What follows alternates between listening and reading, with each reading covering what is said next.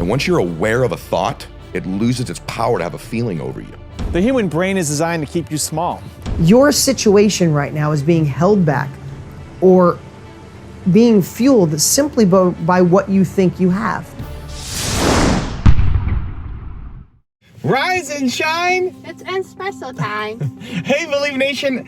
I am not a morning person. I'm not, it's true. But when you start your day with a powerful routine that inspires you, like watching one of these videos, it will change your life. So let's start your day off right together. Grab your coffee, know that I believe in you, and get ready for a shot of Entspresso from Ed Mylett. I wake up every morning. Espresso keep me going. I wake up every morning. I'm a huge believer in the power of intention and awareness. So when these negative thoughts creep in, whatever they are, fear, I'm aware of my own thinking. And once you're aware of a thought, it loses its power to have a feeling over you.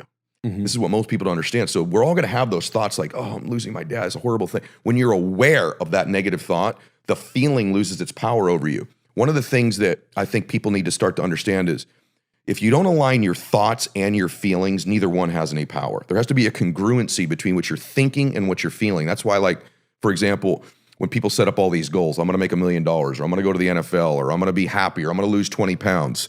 In the moment you're having that thought, if you're feeling that you can't have it, if you're feeling that's not going to happen, your body, which is your unconscious mind actually at work, the feeling overrides the thought and that goal has no power. That's why, like, when you played on my show, I was going to say this to you afterwards and I didn't. You're talking about how you'd visualize these things happening. One of the things about visualization that happens is if you put yourself in the movie of your life, you begin to feel what it feels like to catch that pass in the end zone. So the thought is simultaneous with the feeling. So if you can begin to visualize what your goals are and allow yourself to feel it in the present time, and here's the gift I'll give you. If you could already experience gratitude for an event or a goal that has not yet happened, but you can experience the gratitude. So when you'd have these visualizations, you probably didn't know you were doing it when you played, but you're visualizing the catch. You're visualizing the celebration. You're already in a gratitude state about having received the goal you have. Yep. Now you've aligned in congruence your feelings with your thoughts. Now you're a powerful MFer. But what most people do in their life is they either have the conscious thoughts overridden by their like lack. I have never done this before. I'm not going to do it. I've always been 20 pounds overweight. I don't have $1 million in the bank. And they write down all these goals that aren't linked with the feeling. People say, well, how do I get the feeling? You get the feeling by having gratitude for the event before it's happened. Yeah. So gratitude would be my answer. I'm trying to find the thing I'm grateful for during this event in the present time. Yeah. That's the override. The human brain is designed to keep you small, keep you safe, keep you protected, keep you in a world that is comfortable, safe, and one that you already know. My brain, your brain, everyone's brain, it is designed to keep you protected. Your heart can create something brand new, something that doesn't exist yet, but your brain's designed to keep you small. And I believe that we play small hundreds, maybe thousands of times every day. You've played small, I played small already today, hundreds of times without even knowing it, because it's in my subconscious, because it's the pattern that we are constantly running, me, you, everyone. The trick then is, how do we take this pattern from the subconscious and bring it to the conscious mind? How do you recognize it? How do you understand that you're playing small, you're playing safe again, and to push yourself outside to get to that comfort zone edge and break through, because everything that you want is on the other side of those fears. The big life you want to have, the goals you have, the dreams that you have for yourself, your family, the people around you, are not going to happen by you staying where you are right now, staying small and staying in your head. You have to get out of it, but we're not, because we're wired to stay safe.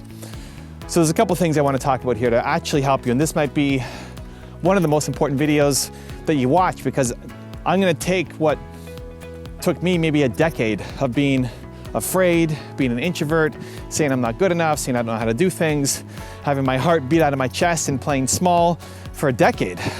These are the techniques that I've honed, I'm going to share with you, and hopefully it allows you to step outside your comfort zone and play a much bigger game in your life as well. So step number one is, how do we take something from the subconscious and make it to the conscious? Take something that we're not even aware of and make ourselves aware of it. Because if you can't be aware of it, you can't change it. You're not even logically talking yourself down from something, you're just not even aware of it. So how do we bring it to our awareness?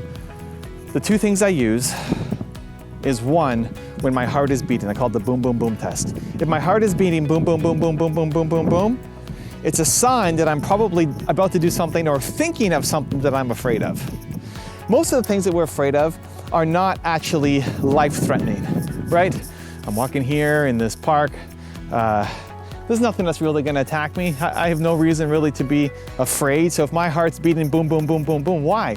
Oh, maybe it's because somebody is walking by and they might see me talking, right? It's paying attention to that. We're much more afraid now of other people's opinions, judgments, perspectives, what they think of us, than we are about any physical thing that's gonna actually cause us harm, right? So when your heart is beating boom, boom, boom, boom, boom, boom, boom, try to take a second, pause, step back a little bit and ask yourself, why is my heart going like that? What am I so afraid of? And if you can dissect it, what you're doing now is taking the subconscious to the conscious. You can break it down and understand what the root of that is so you can go attack it and fix it and solve it and get out of your comfort zone. So that's the first one, the boom, boom, boom test. The second are 3 words, scary, difficult, hard. Those are the triggers that I use. You wanna have trigger words for yourself. So think about the last time that you were wanting to do something, had a big dream, big goal, big ambition. What was the thought that came into your head immediately after? Is it, I can't? I think can't is a really dirty word. Is it not me? Is it, it's scary? Even coming through here, I've got my niece with me and we're walking down this path, right? There's this little path that yet you just saw me walk up. And at the start she said, it's scary. It's like, well, now we have to do it. Now we have to do it because you said scary. Because you do scary things. You don't want to teach yourself that you come up against something that's scary and then you don't do it. That's how you reinforce the limiting negative self-belief, by continue to do the same thing over and over. It's scary, I don't do it. It's scary, I don't do it. It's difficult, I don't do it. It's hard, I back down. So my trigger words are scary, difficult, hard for the people in my life as well as for the people around me, right? The fact that my niece said that means I have to go off and do it. If I said that, that means I have to go off and do it too. So figure out what your trigger words are that will hopefully inspire you to greatness, right? See, even as this guy was walking by me, had a little bit of okay, I gotta make sure I say something. Not even so that he's judging me, but more, I don't wanna make sure we cut at that point. I wanna keep the flow going, because that used to terrify me a bunch. I used to, anytime I was filming outside and somebody walked by, I put the camera down, and then brought it back up once they left, right? Because it was scary, because it was difficult, because it was hard. And so you want to teach yourself, if you say those things, now you have to go do the thing. And understand the reason why is typically, again, a fear of judgment. So it's another way to bring the subconscious to the conscious. The automatic, small thinking, small patterns to the conscious mind, so then you can actually make a change. Your heart, this is the boom, boom, boom test. You feel that, it's inside you. So when you feel those nerves, it's a sign that you're afraid and that maybe you should do something. And if you say scary, difficult, hard, or whatever your triggers are for you, again, those are subconscious patterns. You're gonna say those words by default. You're gonna play small by default, and we wanna try to catch it. Okay, so those are the two best methods that I use myself to allow me to do scary, difficult things, to allow me to be an introvert and make over 10,000 videos, to allow me to stand on stages even though I'm super terrified to do it, and my great fear of disappointing other people. How do I combat that every day? Well, it's by step 1, bringing the subconscious to the conscious. Okay, step 2 is, now that you've done that, now it's in your conscious mind. Okay, I know I'm afraid, and I know any reason I come up with is just an excuse. I'm not actually in danger. It's just fear of somebody else's opinion, or fear of failure, or fear of failure in front of somebody else. Now, how do you give yourself the courage to go and do the thing? Well, there's 2 techniques I use here. The first is lean in on service. That I'm here to serve, I'm here to help, I'm trying to do something of good. What's the intention behind this thing you're about to do? If you're gonna go on stage, or you're gonna make a video, walk into the park, right? What's the intention? Is the intention to hurt somebody, to screw somebody over, to lie to them, to cheat? No, hopefully not. Not if you're a fan of this channel. Come on now. The intention is good. The intention is positive. You want to serve. You want to help. You want your message to hopefully impact somebody's life. If you're selling a product or service, yes, you want to make money and you're trying to solve a problem. You're trying to help people. So anytime I make it about you know, the people watching it, I make it personal. I focus on service instead of focusing on me. How am I received? How are you liking me? How is that guy who passed by? What is he thinking about me? Right? When that's about me. I'm worried about me. I'm in my own head. I'm playing small. Anytime I can focus on other people and the value that they're hopefully going to get, at least with the intention. I wouldn't be maybe so bold or brave to say, no, this is going to be my best video ever, but it's my intention always. It's my intention to try to make the best video I've ever done and give as much value as I can and to serve, and hopefully one person is touched by this video and it means something to them, right? So when you're afraid to do something, focus in on service. The second thing is to teach yourself that when any of those trigger words come up for you, hey, it's Nina. Hello, Nina. Whenever those trigger words come up for you, that you do the work, that you do the scary thing, to teach yourself that you do scary, you do difficult, you do hard, or whatever your trigger words are for yourself. The fact that you said you can't means you have to. I did an interview with Matthew McConaughey on the main channel, and he was talking about how in his family, can't was a dirtier word than the F word or other typical swear words. You are not allowed to say that you can't. And I think that's actually a great philosophy to live by. So what are your trigger words? And then when you say them, think them, feel them, write them, communicate them somehow, text them, that now you have to go do the thing, to teach yourself that you do those things. So I think you can't overjudge yourself. I think you are playing small, I am playing small. As much as I live this, I've still played small hundreds of times today without even noticing, because it's still in my subconscious, because that's the way the brain was designed, to keep you safe, protected, small. So step one, bring it to your conscious mind from the subconscious. Through the boom, boom, boom test, you recognize that you're afraid because your heart's going crazy, or through your trigger words. Nina, Timo's hurting here. You okay, Timo? He's limping like he's holding his paw up. What's in there? Red. You want to carry him back? Oh yeah, it's red. Okay, he'll be okay. Yeah. All right, nice little break there. Timo, we love you. He'll be fine. So yeah, step one is recognizing what is the thing that is buried in your subconscious and bring it to the conscious. And then step two is doing the scary thing to teach yourself that you do it because it's difficult and because it's with the intention to serve other people.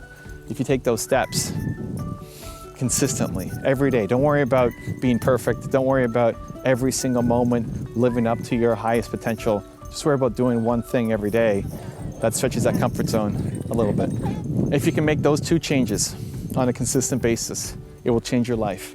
It'll push you to a new version of yourself that you don't even recognize. The most boldest, most courageous, highest form of you that you can then go off and create your goals, achieve your dreams, and serve both yourself, your family, and the world. Let's go. All right, Tima, how are we feeling? Good boy, Timo. You feeling better? High five. Good boy. Good boy. Give me a paw. Good boy. Have a paw. Good boy. Timo, jump. Not on this floor. Good boy, Tima. Good boy. Just gonna sit. Good girl. She sat for half a second. Good job, guys. Good job, Timo. We're glad you're okay. We love you. Now I've got a special bonus clip that I think you're gonna enjoy, but before that, it's time for the question of the day. I wanna know, what was your single biggest takeaway from this video and your plan of action for the next week? When you watch a video and you get motivated, the science says you have a 35% chance of following through. That's not enough. But when you write down what time, what place, and how you're going to actually take action on it, you jump to 91% chance of following through. And when you have public accountability and you commit to other people that you're gonna do it, it jumps to 95% that you will follow through. So I want that for you, Believe Nation. I wanna know your single biggest takeaway from this video and your plan of action for the next week. Put it down in the comments below so I can celebrate you. I love the book by my brother Evan Carmichael, Built to Serve, you guys. This is the kind of thing you get in this book. Most people wake up and drive to a job they hate. Think about your 5 closest friends. Are they happy? Do they live their lives with purpose? Do you? We put on a fake front for what we want people to see and think about us, but the reality is most people aren't happy. We're lost. We settle. You can't be happy if you don't know your purpose. And then he goes on to explain how to do that. You guys should get this book, Built to Serve. By my dear friend Evan Carmichael. What advice out of all you've learned, over $1 billion, failure, mistakes, all the success books, he said, what could you tell me was just one thing, which is a hard thing, and I didn't think about it in advance. Of course, yeah. And I said, he said, what would it be? I said, learn to observe your thoughts quicker. It took me till I was in my probably 40s to really understand that your thoughts lie to you. And your thoughts will steer you down the road. Like, when your thoughts, have you ever, you're listening, have you ever, like thought a girlfriend did something wrong and all of a sudden you're all fired up, like how could she do this? You or a emotionally boyfriend, respond you're to the emotionally thought. respond, then you get there and you find it was all BS. It didn't even happen. Right, Or yeah. like, I can't believe my buddies went to the movie and they didn't invite me, and you realize they left you a voice memo. Like, things can happen to fire us up that are just our perception of a situation. Or insecurities that are bubbling up or whatever it is. I mean, think about, when I say that, is like, think of thoughts, right? Two identical situations.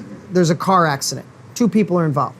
One circumstance, someone gets out and screams their head off. How can you do this? I'm going to be late. My insurance is going to go up. What are you, stupid? How can you do this?